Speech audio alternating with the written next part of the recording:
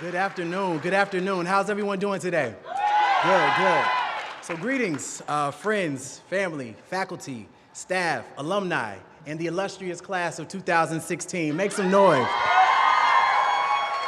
So my name is Donovan Livingston, and I came to address you in the best way I know how, but you have to forgive me. I have to take this moment in for a little while.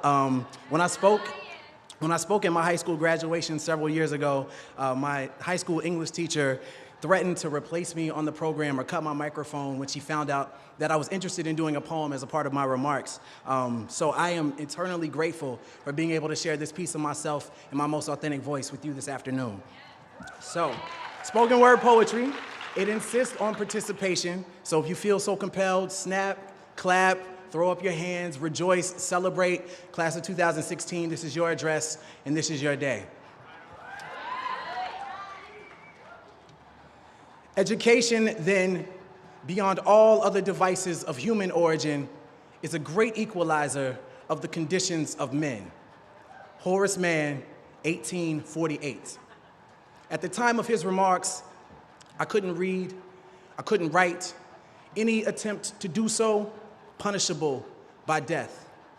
For generations, we have known of knowledge's infinite power, yet somehow we have never questioned the keeper of the keys, the guardians of information. Unfortunately, I've seen more dividing and conquering in this order of operations, a heinous miscalculation of reality.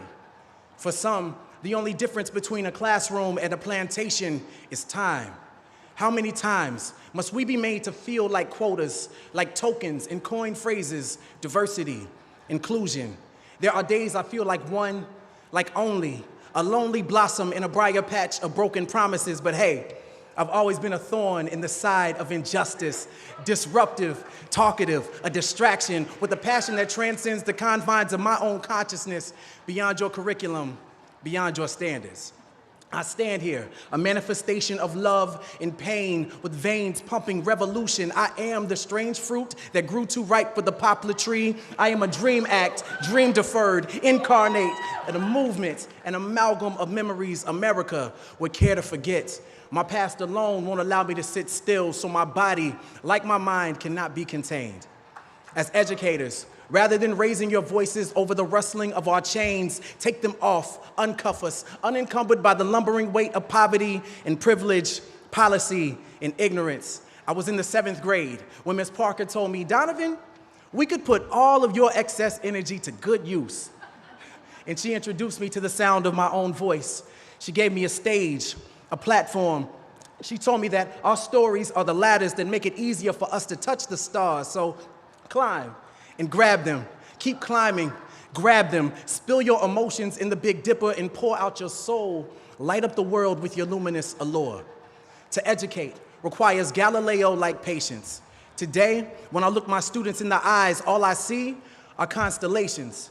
If you take the time to connect the dots, you can plot the true shape of their genius shining in their darkest hour. I look each of my students in the eyes and see the same light that aligned Orion's belt in the pyramids of Giza. I see the same twinkle that guided Harriet to freedom. I see them. Beneath their masks and their mischief exists an authentic frustration and enslavement to your standardized assessments. At the core, none of us were meant to be common. We were born to be comets, darting across space and time, leaving our mark as we crash into everything. A crater is a reminder that something amazing happened right here, an indelible impact that shook up the world. Are we not astronomers searching for the next shooting star? I teach in hopes of turning content into rocket ships, tribulations into telescopes, so a child can see their true potential from right where they stand. And injustice is telling them they are stars without acknowledging the night that surrounds them. Injustice is telling them education is the key, while you continue to change the locks. Education is no equalizer. Rather, it is the sleep that precedes the American dream. So wake up, lift your voices until you've patched every hole in a child's broken sky. Wake up, every child, so they know of their celestial potential. I've been the black hole in a classroom for far too long, absorbing everything without allowing my light to escape, but those days are done. I belong among the stars, and so do you. And so do they.